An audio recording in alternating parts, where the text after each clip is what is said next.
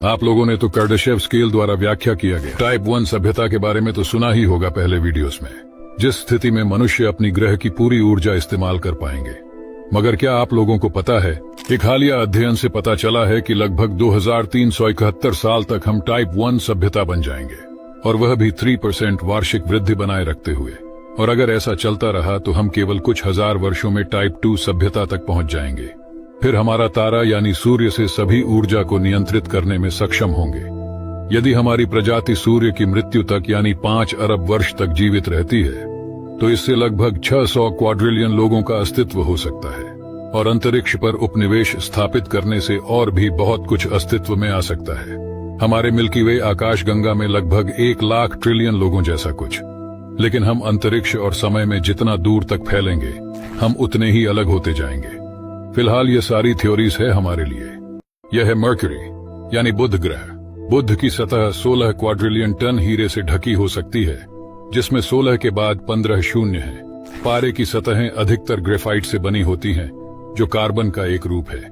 जब ग्रेफाइट को उच्च दबाव और गर्मी के अधीन किया जाता है, तो यह हीरे में बदल सकता है। ग्रेफाइट को हीरे में बदलने के लिए आवश्यक दबाव और गर्मी क्षुद्र ग्रहों और धूमकेतुओं के प्रभाव से उत्पन्न होती है। इन वस्तुओं द्वारा बुध पर लगातार बमबारी होती है। बुध की सतह पर हीरे की धूल की मात्रा का अनुमान लगाने के लिए वैज्ञानिकों ने एक सिमुलेशन चलाया, जिसके द्वारा बुध को 300 मीटर या 984 फीट मोटे ग्रेफाइट में लेपित किया गया।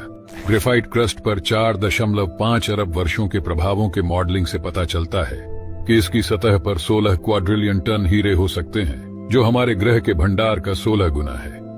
यदि इसकी पुष्टि हो जाती है, तो यह बुध को सौर मंडल का सबसे अधिक हीरा समृद्ध ग्रह बना दे। क्या आप लोगों को पता है, हमारे पूर्वज एस्टेरॉइड्स के प्रभाव, हिमयुग, सुपर ज्वालामुखी विस्फोट और घातक विपत्तियों से बचे रहे हैं, और हर बार नई ऊंचाइयों पर वापस लौटे हैं। मगर मान लीजिए, ऐसे ही अगर हमारी प्रजाति उन्नति की ओर बढ़ती रही, तो हम लगभग कुछ सौरभ सालों में टाइप 3 सभ्यता यानी गैलेक्टिक सिविलाइजेशन बन जाएंगे।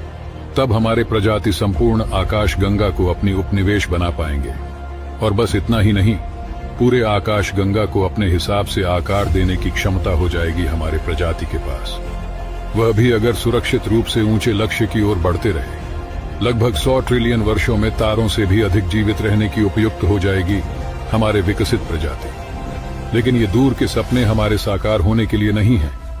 यदि वे कभी हासिल हुए, तो यह हमारे किसी दूर के वंशज द्वारा किया जाएगा, अपनी मानवीय जड़ों से कहीं आगे विकसित हुए। हमने तो पहले वीडियोस में जाना, अगर हम एआई को सुरक्षित रूप से उपयोग कर पाए, तो हमारी प्रजाति एक काल्पनिक भविष्य की ओर पैर रखेंगे। मगर मान लीजिए, अगर इसका उल्टा हुआ, तो फिर मनुष्य प्रजाति का भविष्य क्या होगा? क्योंकि वर्तमान में सबसे बड़ा जोखिम एआई से उत्पन्न होता है। यह हमारे सामने आने वाला पहला खतरा है, जिसे हमारे प्रजाति मात नहीं दे पाएंगे। मनुष्य द्वारा बनाया गया प्रगति अंततः विश्व के संसाधनों के लिए मनुष्य से ही प्रतिस्पर्धा कर सकता है और मानवता को अंधकार में धकेल सकता है।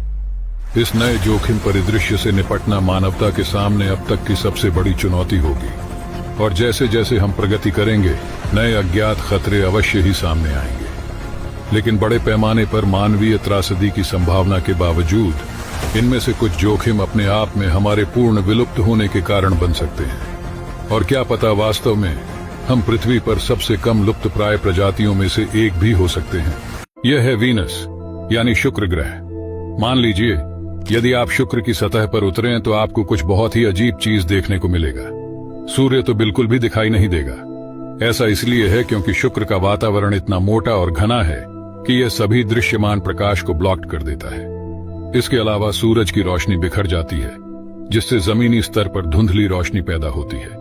लेकिन इससे शुक्र एक ठंडी दुनिया नहीं बन जाती, बल्कि इसका बिल्कुल विपरीत। यह हमारे सौर मंडल का सबसे गर्म ग्रह है, जिसकी सतह का तापमान लगभग 475 डिग्री सेल्सियस है। इसके अलावा यहाँ घना वातावरण यह सुनिश्चित करता है कि गर्मी समान रूप से वितरित हो। इसलिए दिन और रात के तापमान में लगभग कोई अंतर नहीं होता है। शुक्र ग्रह 1 वर्ष से अधिक लंबे दिन के साथ धीमी गति से घूमता है, और सूर्य के प्रकाश के संदर्भ में दिन और रात के बीच कोई स्पष्ट अंतर नहीं होता है।